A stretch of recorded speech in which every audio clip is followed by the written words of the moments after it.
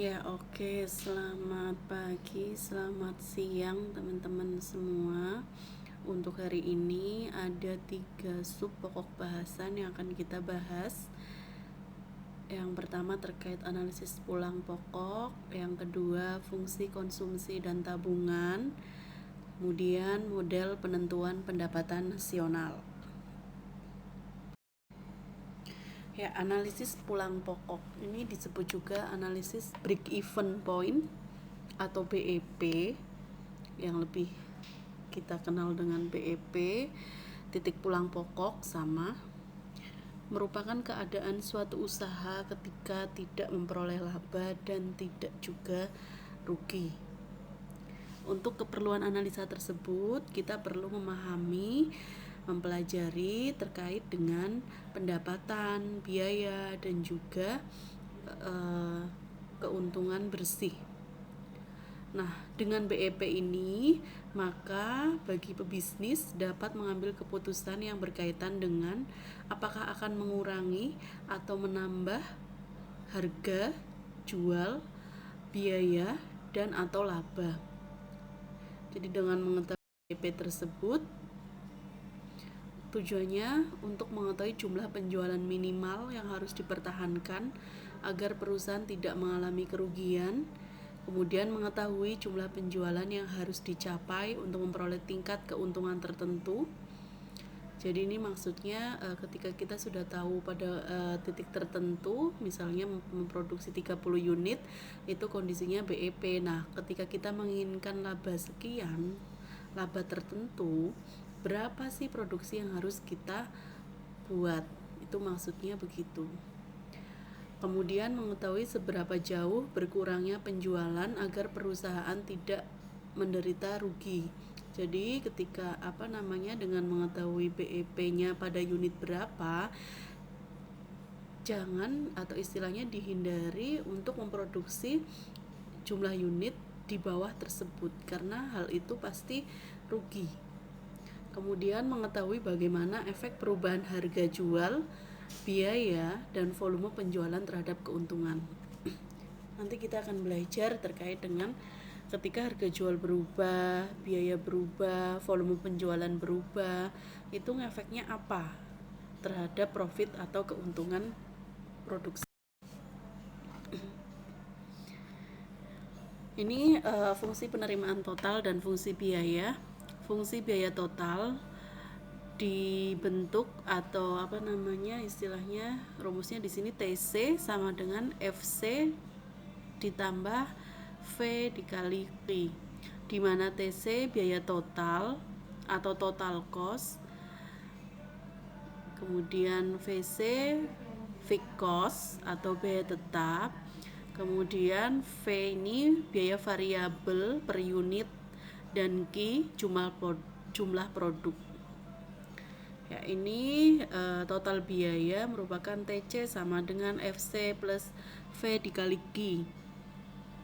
Kemudian fungsi penerimaan total mempunyai bentuk, ini fungsi penerimaan total, total revenue atau TR sama dengan P itu harga per unit dikalikan dengan Q. Jadi kalau kita pengen tahu penerimaan totalnya berapa atau total revenue-nya, P itu price atau harga dikalikan dengan jumlah produk atau. Nah, ini tadi yang sudah saya singgung di depan, penerimaan total dari penjualan sama dengan biaya total, berarti perusahaan ini tidak mempunyai keuntungan ataupun tidak rugi, atau di sini break even atau pulang pokok.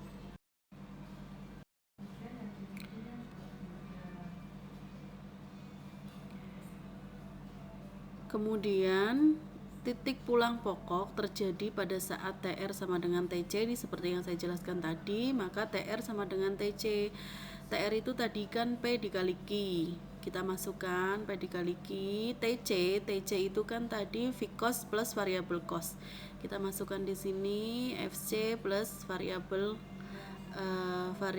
dikalikan Q-nya. Variabel cost itu kan diperoleh dari biaya variabel per unit dikali dengan jumlah unit yang diproduksi. Jadi di sini FC plus V dikali dengan Q.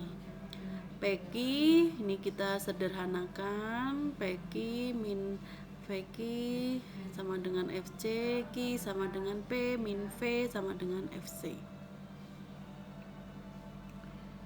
Maka Q sama dengan V cos dibagi P min V. P itu price, V nya ini variabel.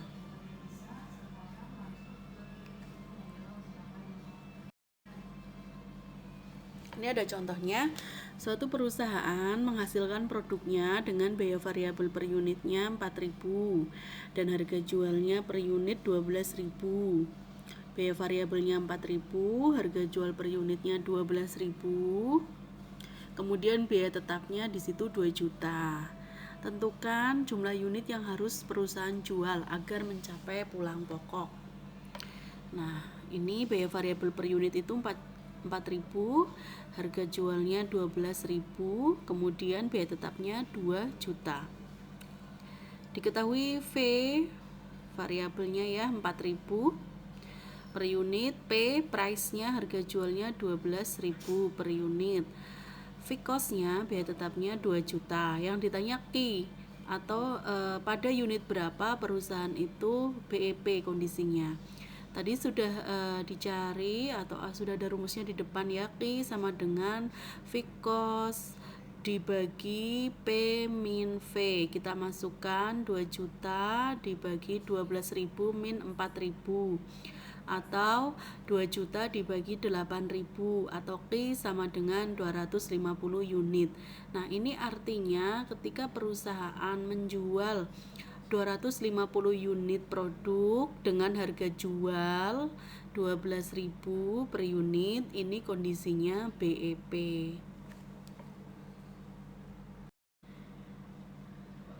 Nah, ini nanti teman-teman bisa kerjakan untuk contoh yang soal 2. Seorang pengusaha kecil menghasilkan produk kacang goyang dengan harga jual 4.500 per kilo. Biaya tetap yang dikeluarkan 102.500. Sedangkan biaya variabel per kilo 4.000. Berapa kilo kacang yang harus dihasilkan agar perusahaan tersebut mengalami pulang pokok atau BEP? Ini tadi sama. Dimasukkan P-nya berapa, variabel cost-nya berapa, biaya tetapnya berapa, dimasukkan ke persamaan, nanti ketemu jumlah unit yang harus diproduksi atau harus dijual agar kondisinya BEP. Nanti teman-teman kerjakan. Dan ini juga variasi soal berikutnya, misalkan biaya tetap yang dikeluarkan untuk memproduksi suatu barang adalah Rp45.000. Ini biaya tetapnya ya. Harga jual per unit itu harga jualnya ya atau price-nya itu 1.500 dan biaya variabel per unit adalah 60% dari harga jual per unit. Hitunglah titik pulang pokok dan gambarkan diagramnya. Tadi ya grafiknya yang dimaksud. Nanti teman-teman yang contoh ini variasi soal saja sebenarnya. Di sini biaya tetapnya sudah ada, nanti dimasukkan ke persamaan, kemudian harga jual per unitnya juga sudah ada 1.500. Nah, teman-teman mencari biaya variabel per unit. Biaya variabel per unitnya berapa sih? 60% dari harga jual. Nah, nanti dicari dulu biaya variabel per unitnya, baru dimasukkan ke persamaan. Lalu teman-teman gambarkan grafiknya, grafik BEP-nya pada unit berapa dia BEP.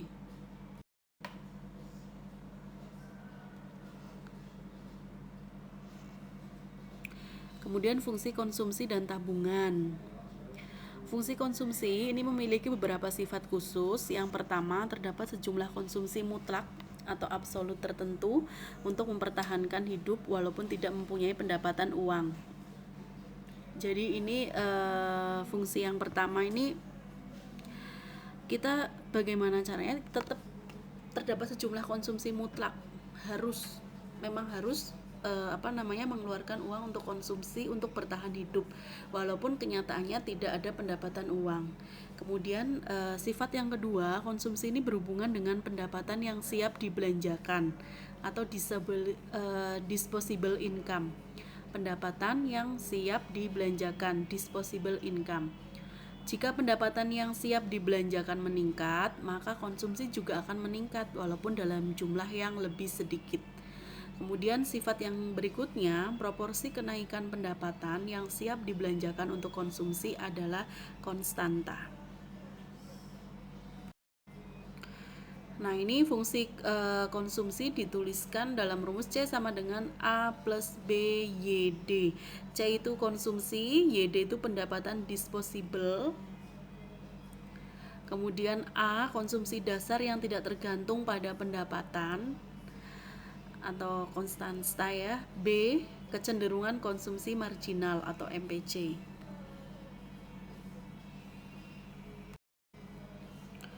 Nah, sedangkan fungsi tabungan didapatkan dari persamaan Y sama dengan C plus S. Y di sini itu pendapatan ya. C konsumsi dan S itu saving atau tabungan. Sehingga C sama dengan A plus B YD, Y sama dengan nih. Kita masukkan persamaannya S ya.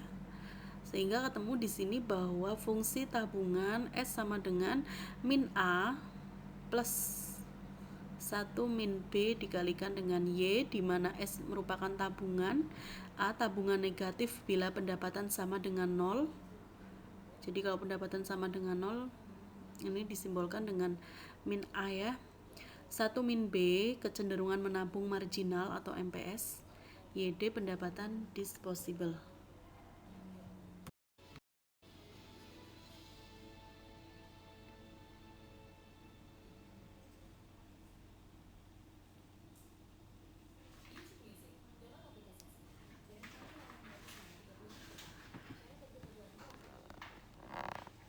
Oke, berikutnya model penentuan pendapatan nasional.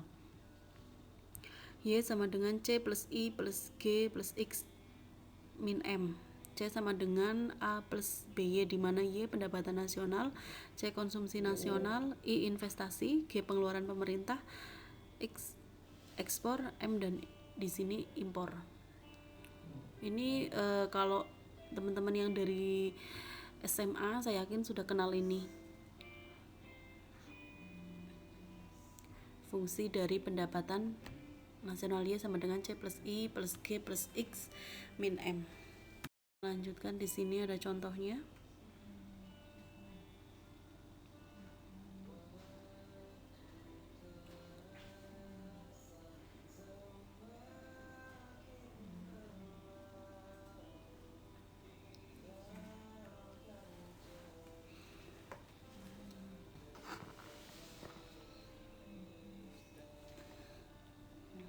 Ini persamaan pendapatan nasionalnya Y sama dengan C plus I plus G, di mana C sama dengan 25 plus 0,75 Y, I 50 dan G 25. Tentukan tingkat keseimbangan pendapatan nasional.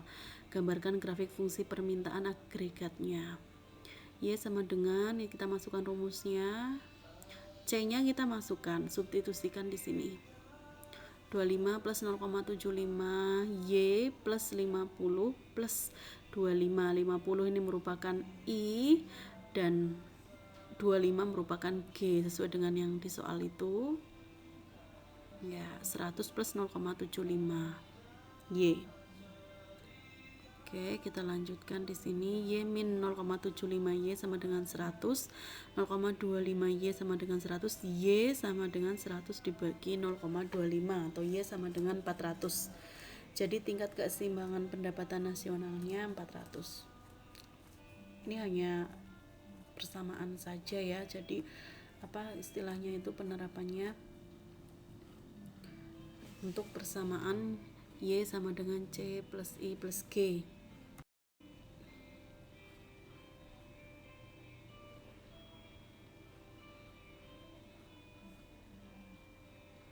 Nah, ini soal latihan buat teman-teman nanti bisa didiskusikan dengan kelompoknya. Seorang produsen menjual produknya seharga 50 per unit, biaya variabel per unit 40% dari harga jual, dan biaya tetapnya 30.000. Berapa unit produsen yang harus produksi atau harus dijual agar memperoleh pulang pokok? Tunjukkan dengan gambar. Berapa unit produksi pulang pokok jika harga jualnya berubah menjadi 75? Berapakah labanya jika produk yang terjual itu 10.000 unit? Kemudian soal nomor 2, andaikan konsumsi nasional ditunjukkan oleh persamaan C sama dengan 45, maksud saya 4,5 plus 0,9 Y, dan pendapatan disposable 15 juta, carilah fungsi tabungannya. Ini tadi yang ada di contoh soal slide sebelumnya. Berapakah nilai konsumsi nasionalnya? Kita cari nilai C-nya, nilai S-nya, nilai C-nya, kemudian gambarkan fungsi konsumsi dan tabungan dalam satu diagram.